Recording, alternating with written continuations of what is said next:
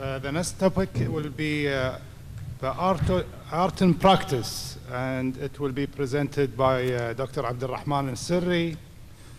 Dr. Abdulrahman Alserri is an assistant professor in Faculty of Medicine, Kuwait. He's specialized in gynecological reproductive endocrinology. Please, the floor is yours. Thank you.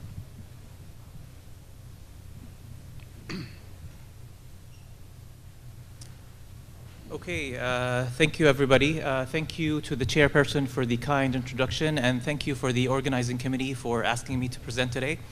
My talk today is going to be basically in ART in practice, and it's basically a general overview of what us reproductive specialists do in an IVF clinic on a day-to-day basis, and some of the controversial issues we face and some of the difficulties we face with our patients. So just to start, I have no conflicts of interest giving this talk. So obviously, I'm not talking about either of these when I talk about ART, okay?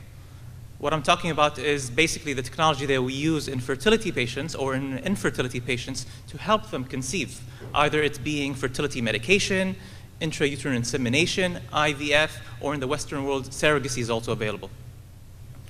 This is the outline of my talk, so I'm going to be talking about infertility and subfertility, the epidemiology, the causes. I'm going to talk about the types of ART and the history.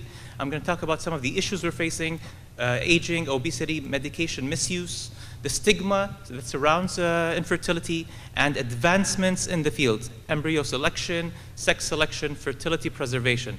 I'm also going to talk about what's groundbreaking, and I'm going to conclude with who to refer to us. So, I'm going to use these terms interchangeably, infertility or subfertility, but basically which term we should use is basically the term subfertility, because most of these patients, when we see them in the clinic, we are able to help. So maybe using the term subfertility is the one we should be using, okay? So this is a bunch of paragraphs basically talking about statistics, but I'm just going to summarize this in this graph. After basically 6 months of trying to conceive, a couple will achieve a pregnancy, or 80% of couples will achieve a pregnancy after 6 months. After 1 year of trying, 85 to 90% of couples will achieve a pregnancy. If we follow these couples up for 4 years, 95% of these couples will achieve a pregnancy versus 5% that would not have achieved a pregnancy. That's why we have this cutoff line of investigating these patients at the 1 year mark, where the curve actually flattens. So basically, when we see these patients in the fertility clinic, we're seeing basically 10 to 15% of couples who are termed subfertile. Basically 1 in 7, okay?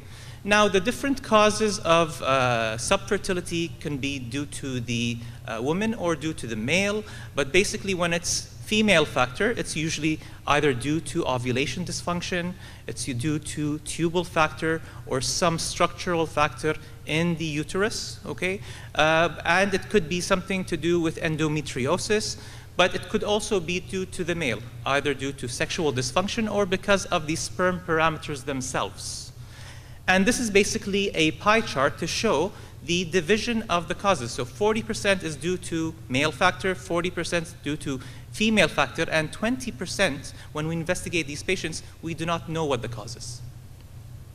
So these are some of the fertility medications that we use. You might be familiar with Clomid, which is clomiphene citrate, a selective estrogen receptor modulator. And this is probably the first line treatment for ovulation induction, okay?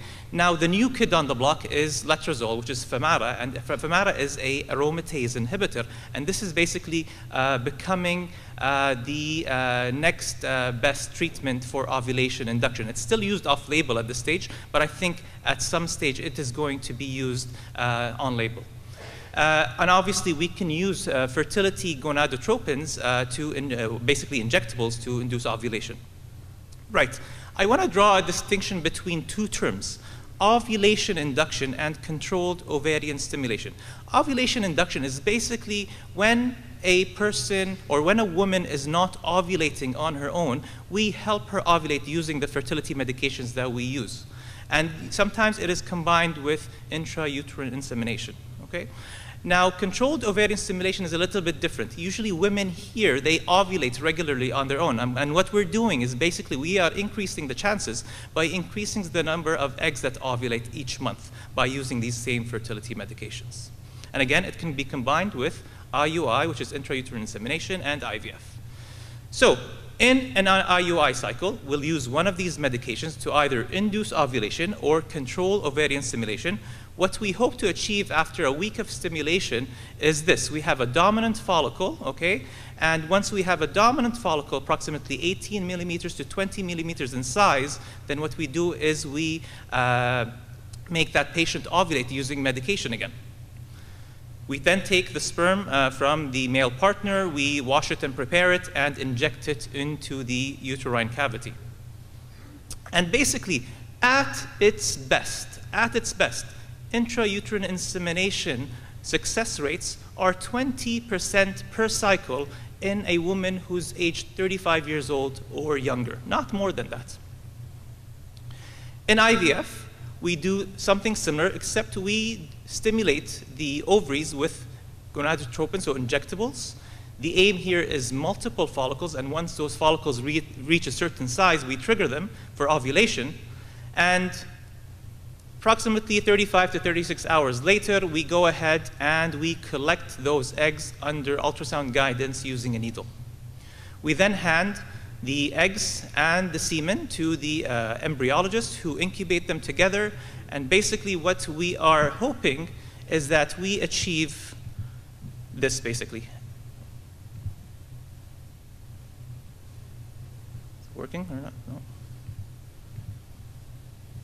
Okay, so this was supposed to be a video. Yeah. So this is what we want to achieve. We want to achieve a fertilized embryo that cleaves normally so that we can actually put that embryo back in the woman's uterus. We then go ahead and put the embryos back. Usually the standard now internationally is a single embryo transfer, and we put it back basically into the cavity of the uterus. If we have any excess embryos, then basically vitrification and cryotherapy has made this easy for us to freeze and use those embryos for later use. And again, at best, the success rate of IVF in women who are less than or equal to 35 years old is approximately 50% per cycle. Okay?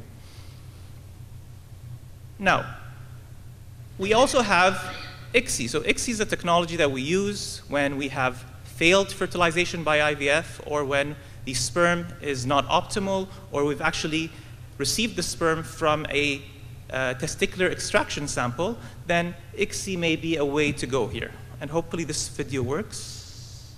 Yes.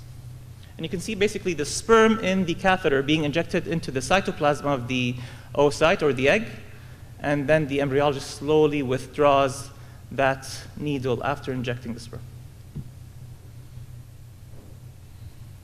Right, so the first IVF baby was born in 1978. Her name is Leslie Brown, and she was born in England. The pioneers behind it were Patrick Steptoe and Robert Edwards. This is a picture basically of Leslie and Robert, and Robert Edwards has won the Nobel Prize for Medicine and Physiology for his work in IVF. And since the birth of Leslie in 1978, it is approximated that 5 million babies have been born so far through IVF. Okay, so the issues we are facing, first of all, is age. So usually we see patients in our clinic, they're recently married, but when you look at the average age of the couple, they're usually above the age of 35. So what's happening is couples are getting married later in life due to the busy lifestyle, and they're trying to conceive later in life. And obviously, age has this counterproductive play on fertility issues. So as women age, there's a decrease in the oocyte quality and quantity. There's increased aneuploidy rates, increased miscarriages, and if they do get pregnant successfully, there's an increase in medical complications in pregnancy. So altogether, kind of age is something that hinders us as a community. So is it only maternal age? No.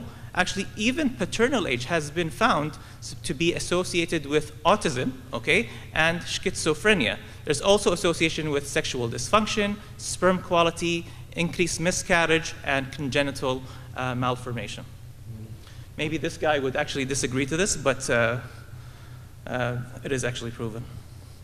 Okay, so what about obesity? So Dr. Lame kindly went over that in detail, but obesity also, again, decreases fertility in females. We need to use more fertility medication in these patients. There's more miscarriages, more advanced pregnancy or adverse pregnancy outcomes, and there's more congenital defects in obese women. Therefore, it's kind of, again, it hinders us to treat these patients. And we did basically a review of the obese patients in our clinic, and we found that those who have a BMI over 35 had a much decreased rate of fertility using IVF. And as we can see, so basically the darker area is the more obese countries, and we can see that our region, basically, and Kuwait, is probably one of the most obese countries in the world, okay? So therefore, it's an epidemic that is actually hitting us hard. Okay, other issues we face, anabolic steroid misuse. There's a lot of this going on. I see it a lot in my clinic when I see patients, and this is a study that shows that when 15 men used anabolic steroids, only 2 of them had a normal semen analysis, compared to 15 men who did not use any anabolic steroids, and 14 of them had a normal semen analysis. So you can see that the effect of the use of, or the misuse of anabolic steroids is great. Now, a lot of the patients, they come to you, especially in private clinics, and they tell you, listen, I'm not infertile, but I would like to have twins. And I would say that the use of fertility medication, the use of our technology should not be used for this indication. Yes, it is cute to see this as a picture, but with twinning and with multiple gestation comes extreme prematurity. And with extreme prematurity comes morbidity and lifelong disability. Okay? And the reason for that is, as the number of multiples increases, the gestation, or the average gestational age by where the woman delivers is earlier. Therefore, there's more NICU admissions, there's more complications, sometimes even long-term. Okay, therefore, wanting to have twins is not an indication for controlled ovarian stimulation. Okay, so what about the stigma of disclosing IVF, to coming forward to a doctor, a family member, telling them they have a problem with fertility? So we actually suffer from this, I think, as a population, where issues like this are usually kept between the couple. They do not discuss it. They do not discuss it with family members, friends, and they do not seek help most of the time. And this study has showed that actually men were more stigmatized by infertility and were less likely to disclose their infertility compared to their female counterparts. Both showed that with less support, they had more anxiety facing the situation. Therefore, we as a population, we as the medical community should increase awareness and issue support for these patients. Okay, so what about advancements in embryo selection? So this is a video, I hope it works as well, of what we call time lapse. And I'm sorry if it's not showing clearly on the screen here, but basically, this is basically a real-time imaging of the embryos in the incubator. And what this enables us is for us to pick the best embryo based on the way it actually divides and the morphokinetics, so basically the timing that divisions occur. So we usually pick the best embryo regarding that morphokinetics.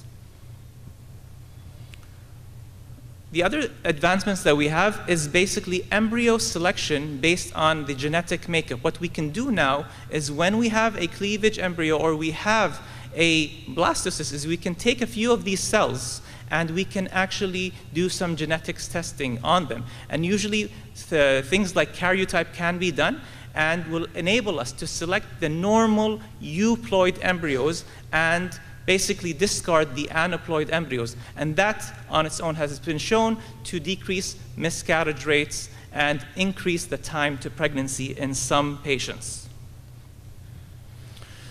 So what about sex selection? So we've heard about this, that you can actually go to an IVF specialist and you can actually get sex selection done if you need a baby of a certain gender. So should it be done? Should it be banned?